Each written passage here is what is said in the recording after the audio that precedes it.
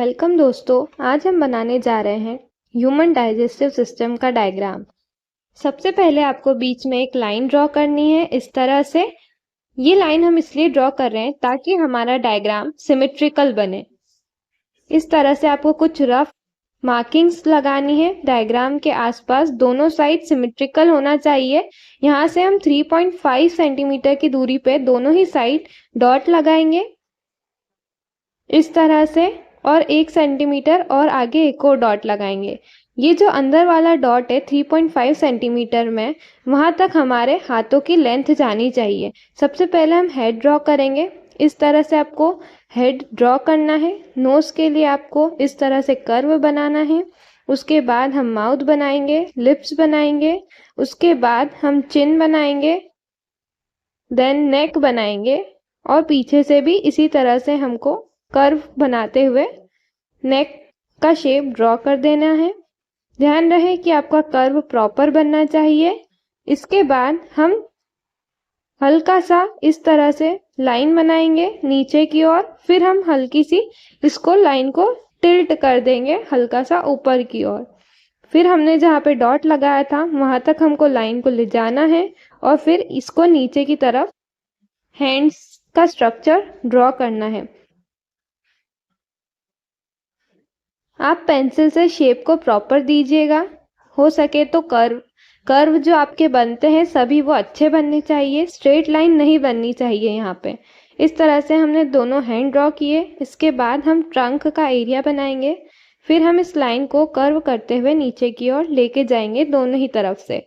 इस तरह से हमने हमारा एक ह्यूमन का जो स्ट्रक्चर होता है, डायग्राम होता है, वो हमने बना दिया। अब हम बनाएंगे इसके बाद डाइजेस्टिव सिस्टम। अंदर जो ऑर्गन्स प्रेजेंट है हम वो बनाने जाएंगे। इसके लिए आपको उस सबसे पहले बीच में जो रफ लाइन ड्रॉ करी है उसको पूरा इरेज कर देना है इरेजर की मदद से। ध्यान रहे कि आपका डायग्राम नहीं बिगड़ना चाहिए। इस तरह से हमने सारे रफ स्केचेस इरेज कर दिए। अब हमको डायफ्राम की जगह पर एक मार्किंग ड्रॉ करनी है, जो कि हम रफ स्केच ड्रॉ करेंगे। यहाँ से हमें डायफ्राम तक के लिए रफ लाइन ड्रॉ करनी है। यहाँ तक हमको फूड पाइप को लेकर के आना है डायफ्राम के ऊपर तक। अब हम माउथ ड्रॉ करना स्टार्ट किया है। इस तरह से आपको माउथ ड्रॉ करना है। माउथ में जो ग्लैंड्स प्रेजेंट होते हैं वो भी हम यहाँ पे रिप्रेजेंट कर रहे हैं। देन हम नॉस्ट्रिल्स बनाएंगे ऊपर की ओर। नॉस्ट्रिल्स और हम माउथ को जोड़ देंगे इस तरह से सिंगल पाइप में कन्वर्ट करते हुए। ये ट्यूब को हम नीचे की ओर लेके जाएंगे। ये ट्यूब स्ट्रेट होना चाहिए।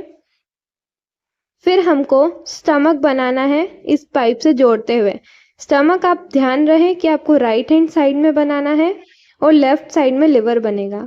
अब यहाँ पे आपको इस तरह से नीचे की ओर इसको कर्व करना है पाइप को। इसके बाद हम इस तरह से कुछ स्ट्रक्चर बनाएंगे। हल्का सा सी शेप होना चाहिए, और फिर इसको नीचे इस तरह से लेना है, और फिर हम इस तरह से स्टमक को ड्रॉ कर देंगे। हमको डी बनाते हैं ना, वैसे ही हमको टेढ़ा डी बनाना है। और फिर हमको इस तरह से दो छोटे छोटे से ट्यूब्यूल्स बनाते हुए एक ट्यूब्यूल को हमको पेनक्रियास से जोड़ना है। तो इस तरह का कुछ लीफ लाइक स्ट्रक्चर हमारा पेनक्रिया दिखाई देता है।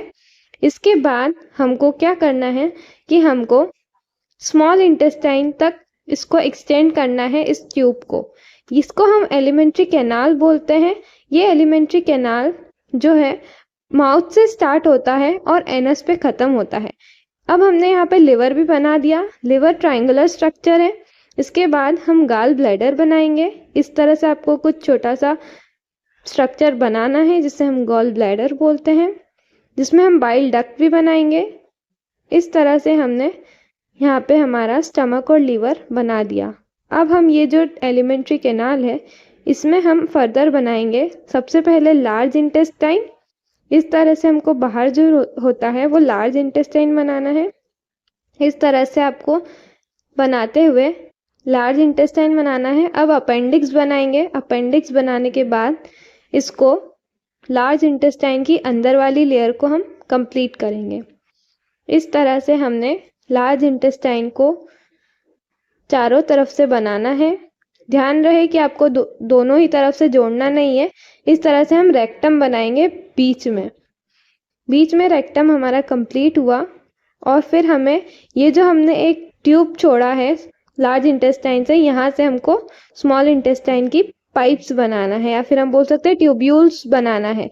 ये ट्यूब्यूल्स आपको बहुत ही बारीक बारीक बनाना है और इन्हें फोल्डेड स्ट्रक्चर बनाना है, क्योंकि हमारी स्मॉल इंटेस्टाइन बहुत ही लंबी होती है, वो लार्ज इंटेस्टाइन के अंदर इस तरह से फोल्डेड होती है, इसलिए वो थोड़ी सी जगह में ही आ जाती है। बल्कि हमारी जो स्मॉल इंटेस्टाइन है वो लार्ज इंटेस्टाइन से भी बड़ी होती है। इस तरह से हमने स्मॉल इंटेस्टाइन लार्ज इंटेस्टाइन बना दी।